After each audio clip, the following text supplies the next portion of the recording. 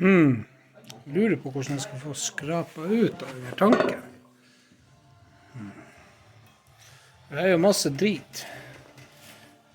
Men vet man tar vare på gammelt stål, så kan man lage seg en liten sånn spadesak som man bare plages med å få inn, og så er han inn, og så er det bare inn og skrape.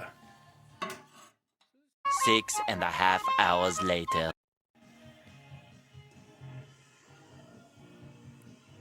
Det var noe skjetten i røvholdet. Altså det tyt mannskitt ut. Se her. Det er kanskje et par kilo. Det er utrolig mye dritt. Skal vi se inni.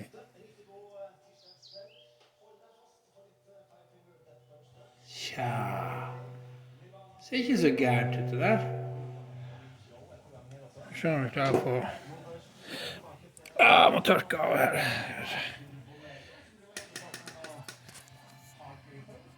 Så vi klarer å få filmet noe inni her. Det er så vanskelig.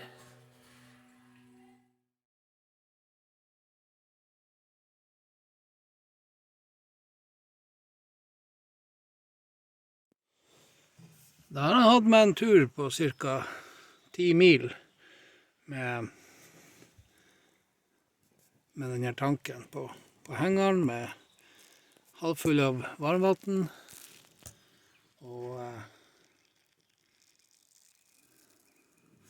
cirka 1 liter Zalo og et par liter redskapsrens fra Felleskjøpet.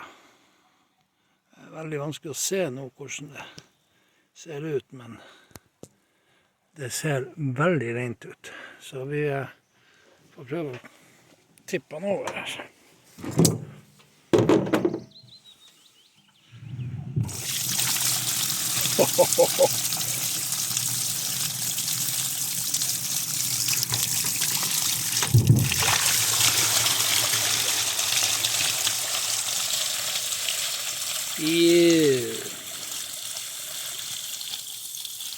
Det her er svanemerka vaskemiddel, så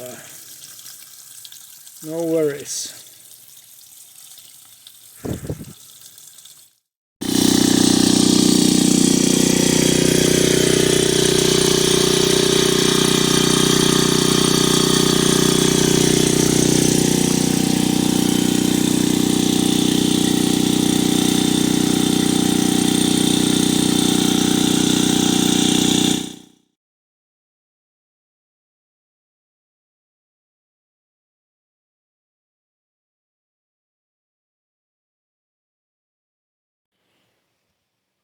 Ja, da er man i gang med å fjerne rust fra tanken.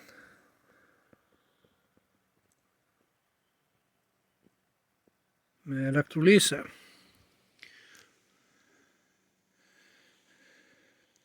I stålet der det går ned i tanken, og så går det bortover sånn.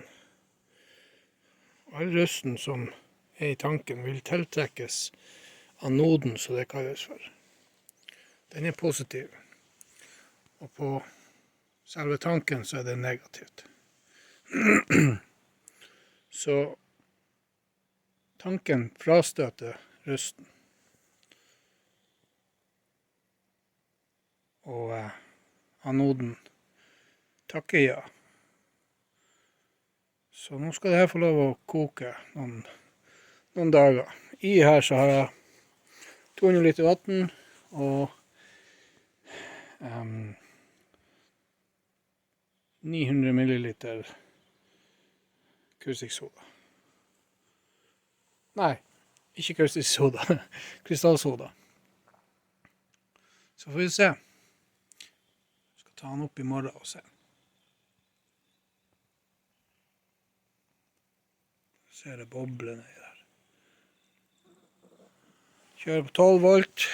Han ligger på rundt 8 ampere.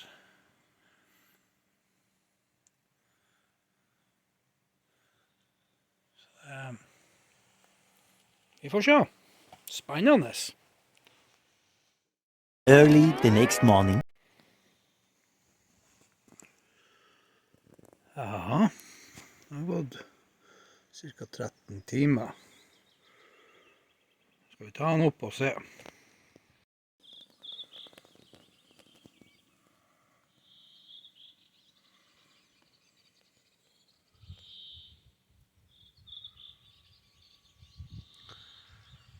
Ikke så mye som jeg hadde forventet. Jeg ser her er det en del sånn fettrester.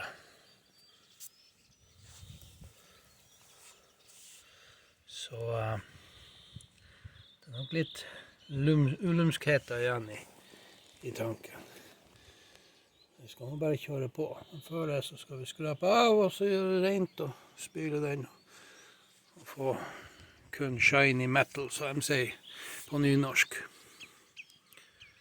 Det er bare å fortsette.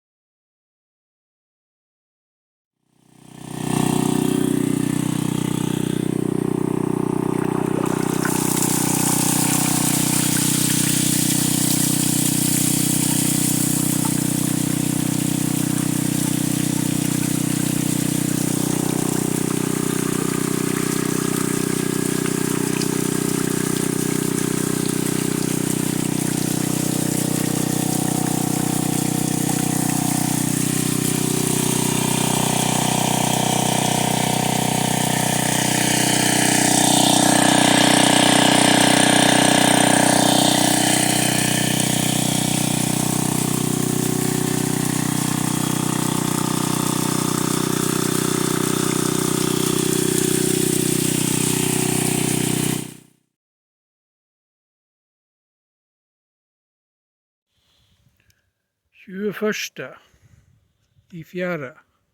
1959. Den er over 62 år gammel, den her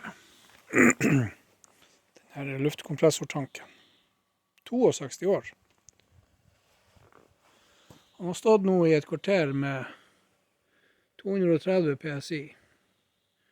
Normalt så er arbeidstrykket 170 PSI, eller 12 bar. Fylte han perlfull med vatten. Og brukte ei fettpressa som jeg hadde vatten i. Og pumpa ut av helvete for å få inn vattnet. I starten så lak han ut her, og han lak veldig mye her. Så jeg klarte ikke å få han opp til mer enn 50 PSI. Så jeg satt på sånn her teflonteip. Da klarte han å holde trykket. Men det var ikke nok vatten i den fettpressa til å klare å få han opp til 230 bar i en sveiving. Så jeg måtte bruke den der for å låse av nipperen her når jeg tok han av. For her går jo trykket ut når at man tar bort smørnipperen. Så hadde den balansert opp på smørnipperen der, og delvis holdt den med i hånd, mens jeg fikk åpne opp den her og fylte vatten på. Og så var det bare å gi på igjen. Jeg mistet 2 bar mens jeg holdt på med det der. Tanken er tromla med kjettinga innvendig. For hånd, så cirka en time til sammen. Tromla med kjetting og et par liter aceton inni, for å rense, få vekk mest mulig fett. Så har jeg kjørt elektrolyse i 2 omganger, som er 2 blandinger. Og jeg brukte krystallsoda da, og den her som anode.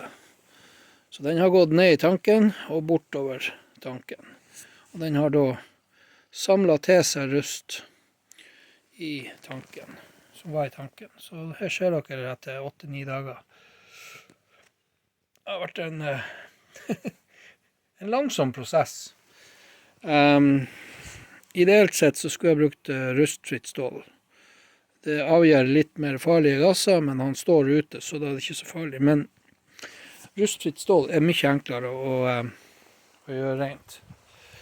Jeg hadde han på 6 ampere, 24 volt. Jo mer skjettent det blir, jo lavere går amperen. Så jeg ble litt i tvil om det her kom til å gå.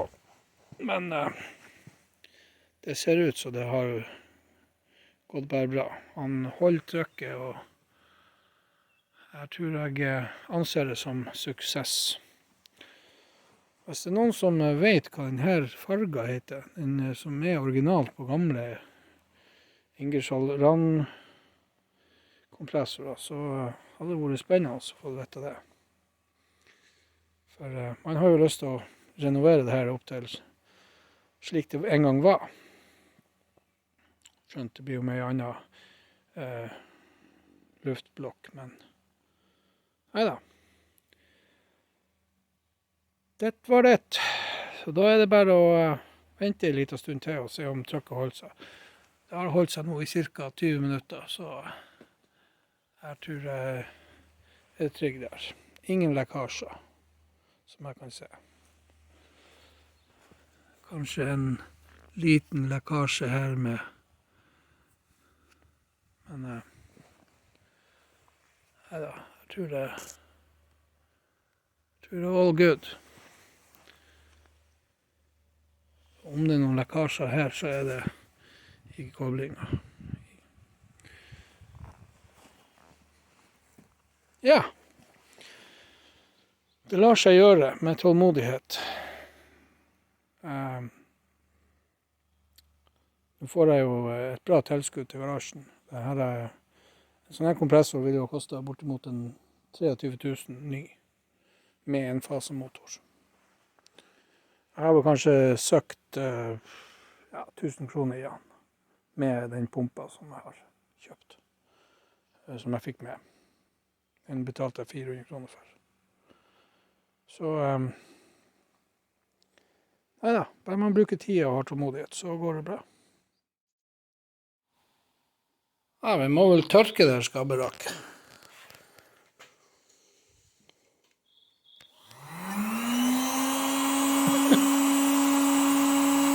Burn, baby, burn.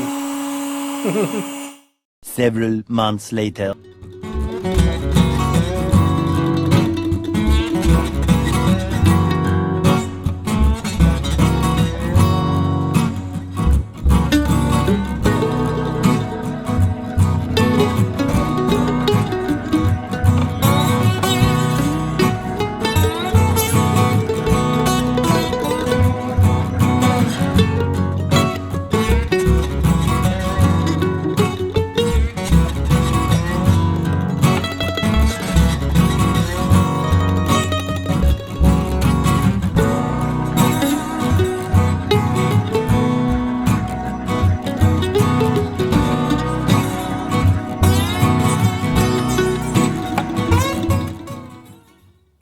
Ja, vi får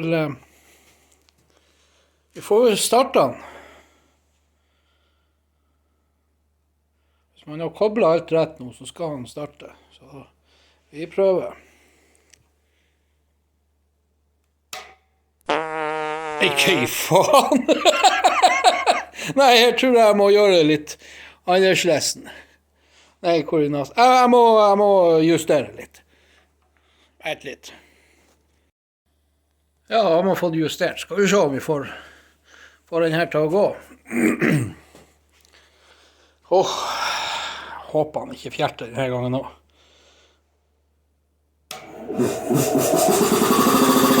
Hei, hei, hei! Hei, hei!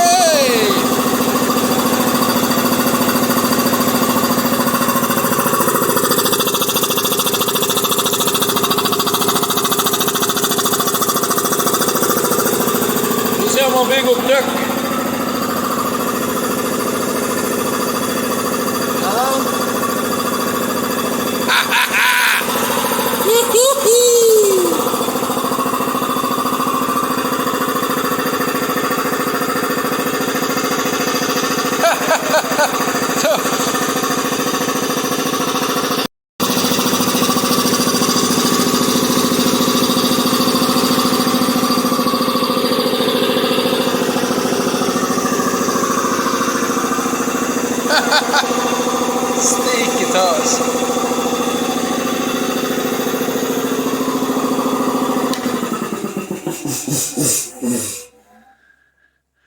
Skal ikke jeg kjøre han så veldig mye før jeg får justert trykkbryteren. Tja. Kjempemessig. Haha! Det er bare tullet de sier jeg ikke kan.